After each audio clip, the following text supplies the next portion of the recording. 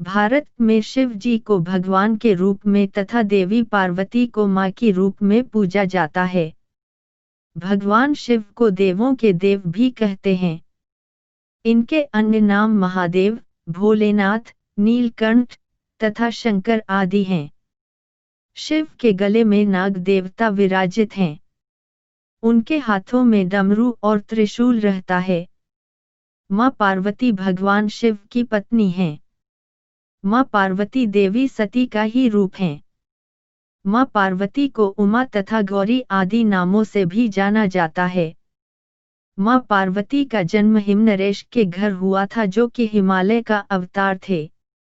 मां पार्वती ने भगवान शिव को पति रूप में पाने के लिए घोर तप किया था तथा अपने कठोर तप में वह सफल भी हुई। आपने भगवान शिव तथा देवी पार्वती से संबंधित कई कथाएं भी सुनी होंगी, परंतु भगवान शिव की 5 बेटियों की कथा के बारे में केवल कुछ ही लोग जानते हैं। एक दिन भगवान शिव और मां पार्वती एक सरोवर में जल क्रीड़ा कर रहे थे। उस समय भगवान शिव का वीर्य स्खलन हो गया। तब महादेव ने वीर्य को एक पत्ते पर रख दिया। उन वीर्य से 5 कन्याओं का जन्म हो गया, परंतु यह कन्याएं मनुष्य रूप में न होकर सर्प रूप में थी। मां पार्वती को इस विषय में कोई जानकारी नहीं थी, परंतु भगवान शिव तो सब जानते थे कि वो अब 5 नाग कन्याओं के पिता हैं। कौन पिता नहीं चाहता कि वह अपनी पुत्रियों के साथ खेले। महादेव भी अब एक पिता थे और वह भी अपनी पुत्रियों के साथ समय बिताना चाहते थे तथा उनके साथ खेलना चाहते थे। इसलिए पुत्री मोह के कारण भगवान शिव अब हर दिन उस सरोवर पर नाग कन्याओं से मिलने आते तथा उनके साथ खेलते। प्रतिदिन महादेव का ऐसे चले जाने से देवी पार्वती को शंका हुई।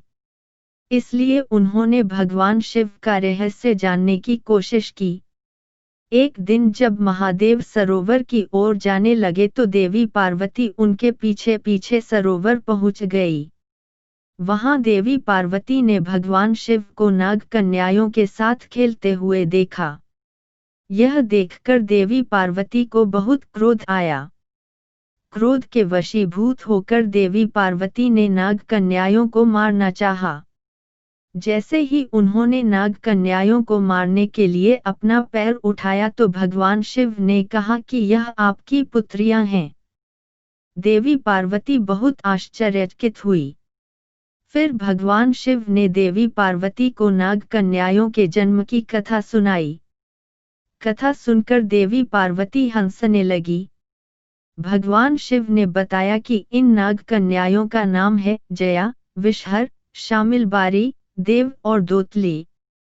भगवान शिव ने अपनी पुत्रियों के बारे में बताते हुए कहा कि सावन में जो भी इन कन्याओं की पूजा करेगा उसे सर्प भय नहीं रहेगा। इन कन्याओं की पूजा करने से परिवार के सदस्यों को सांप नहीं डसेगा। यही कारण है कि सावन में भगवान शिव की 5 नाग पुत्रियों की पूजा की जाती है।